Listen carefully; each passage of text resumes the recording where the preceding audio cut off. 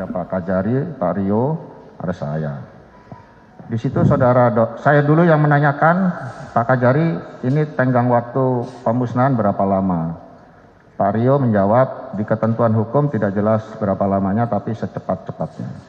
Lalu saudara Dodi mengatakan atau bertanya kepada Pak Kajari, saudara Rio, Pak Kajari berapa nih untuk BB sidang?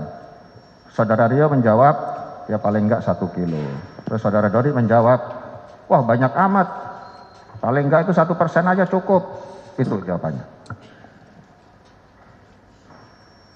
Baik.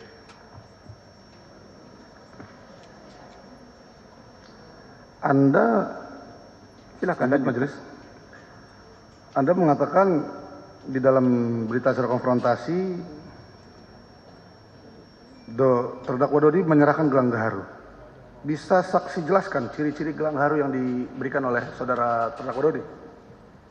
Saya lupa, karena gelangnya nggak sebagus gelang saya. Lupa dia, tidak sebagus gelangnya katanya. Yang lain pertanyaannya. Baik, majelis.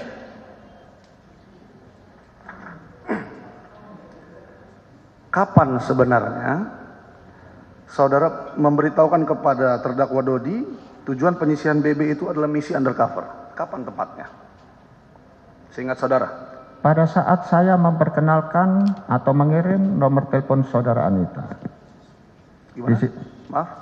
Pada saat saya mengirimkan nomor handphone saudara Anita kepada saudara Dodi, itu di tanggal 23 Juni.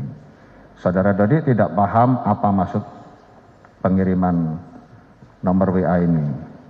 Saya jelaskanlah di situ seperti tadi. Baik, jawabannya semenjak tanggal 23 Juni. 2022.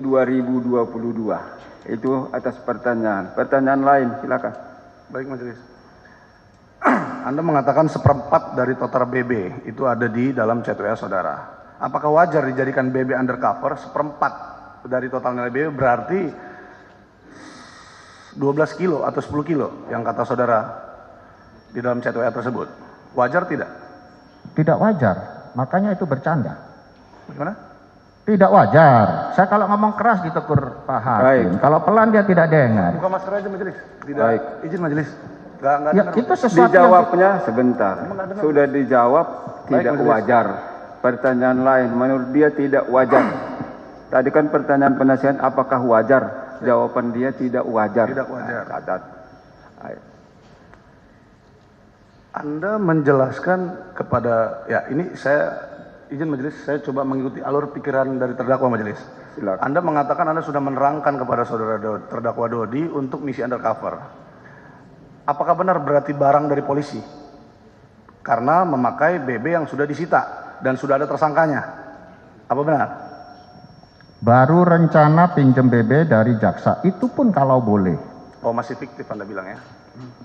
Loh, saya nggak mengatakan fiktif. Sebentar. Itu udah saya Fiksi. cabut. Iya. Saya tidak ngomong itu, dia ngomong itu yang mulia. Baik, Fiksi, sebentar. Fiksi. Dengar majelis, fiksi. Baik. Baru rencana, itu pun kalau diizinkan, itu jawabannya. Pertanyaan lain penasihat hukum. Berarti kalaupun ya, Pertanyaan, ya, jangan baik, simpulkan. Baik, majelis, Baik. majelis. Sesuai kata terdakwa barusan, kalau meminjam dari jaksa, berarti tetap- Rencana Pak, jangan Iya, hilangkan rencana, kata iya. rencananya. Rencana Anda Sebentar dulu, saksi tunggu dulu pertanyaannya selesai baru dijawab. Itu Baik, namanya tertib ya. Baik, yang mulia. Baik, silakan. Kalau menurut Anda rencana tadi, Anda bilang mau pinjam BB tersebut ya dari kejaksaan, ya, berarti tetap BB tersebut Bapak Dodi yang pegang, dan itu bisa dikatakan undercover selling, bukan undercover buying. Di mana Pertanyaannya. ya sedikit majelis. Nah, Apakah undercover selling itu dibenarkan dalam hukum kita, hukum positif kita? Apakah juga dilarang? Bagaimana?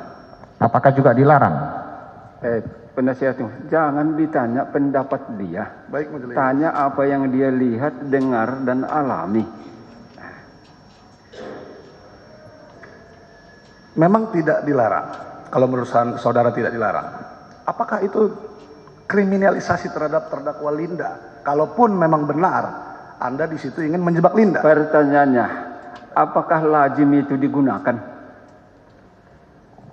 Di dalam ketentuan Undang-Undang 35 2009 memang hanya diatur dua hal yang mulia.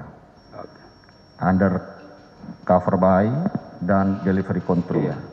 Namun kita juga tidak boleh ingat ketika ranah pra-peradilan itu yang awalnya hanya menguji sah tidaknya penangkapan penahanan dan SP3. Tetapi sekarang juga berkembang bisa terhadap penentuan status tersangka, bisa penyitaan dan penggeledahan. Baik, oke, stop. Menurut saksi bisa. Baik, Majelis. Terima kasih, Majelis. Pasal 75 Undang-Undang Narkotika huruf J, dalam rangka melakukan penyidikan, penyidik berwenang untuk melakukan teknik penyidikan pembelian terselubung dan penyerahan di bawah pengawasan. Apakah ada sprint untuk menangkap Linda? Surat perintah tugas? Sudah ada diterbitkankah sprint untuk itu? Sebenarnya tadi sudah ditanya jaksa. Baik. Nah, ulangi jawabannya. Apakah sudah ada diterbitkan sprint? Jawabannya ada atau tidak? Ketika saya tawarkan sprint, saudara Dodi keberatan. Oke. Bagaimana izin, Majelis? Ketika dia mau buat sprint, Dodi keberatan. Artinya belum ada dibuat. Belum ada sprint. Baik, belum ada sprintnya.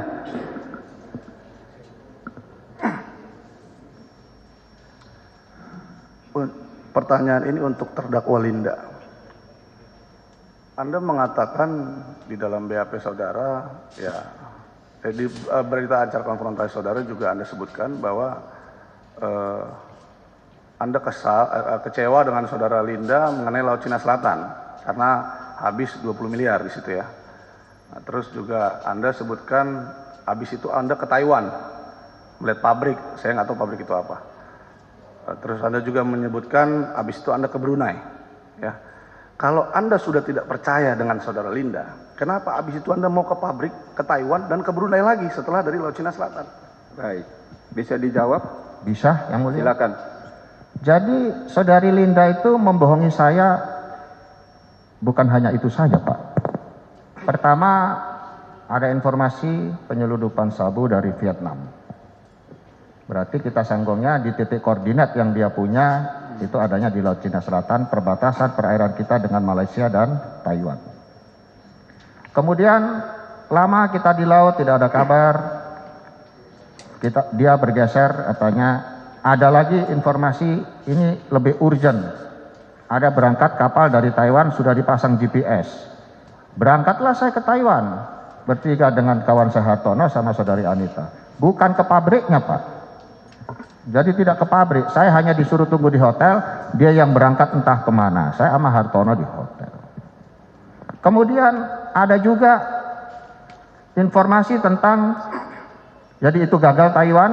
Tiba-tiba ada lagi informasi kapal dari Malaysia mau bersandar di Tanjung Emas, Semarang. Saya menghubungi Direktur Narkotika Semarang yang diturunkan AKBP Edi Santoso. Di situ juga nihil. Kemudian ada informasi lagi di situ ada orang Nigeria mau bawa lewat jalur darat. Tidak ada juga. Kemudian baru urusan pusaka. Dia cerita tentang pernah menjual pusaka kepada Raja Brunei. 1 miliar katanya. Waktu itu dia malah mau dijadikan istri ketiga dari Raja Brunei. Berangkatlah kita ke Brunei, bukan saya yang berangkat, yang bersangkutan membawa pusaka saya. Pelan-pelan, Mas. Pelan-pelan. Baik. Gak dengar atau bagaimana, Pak? Ini karakter saya begini. Baik, Pak. silakan lanjutkan jawabannya. Yang lain Pelankan dengar. suaranya. Ya. Selama di Brunei hampir lebih 1 bulan. Bikin sibuk banyak orang. Ternyata dibohongi juga.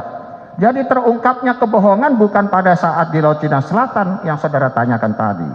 Terungkapnya kebohongan adalah akumulasi dari cerita dan informasi-informasi itu lalu terbongkar. Saya rebut handphonenya, ternyata dia yang katanya kenal Idam Aziz, kenal Niko Afinta, Nainggolan, Jenderal Harriman, Eko Danianto dan sebagainya. Dan katanya tinggal di istana Raja Brunei dan sebagainya. Semuanya itu bohong, Pak. Baik, sudah. Itu jawabannya. Baik, Majelis.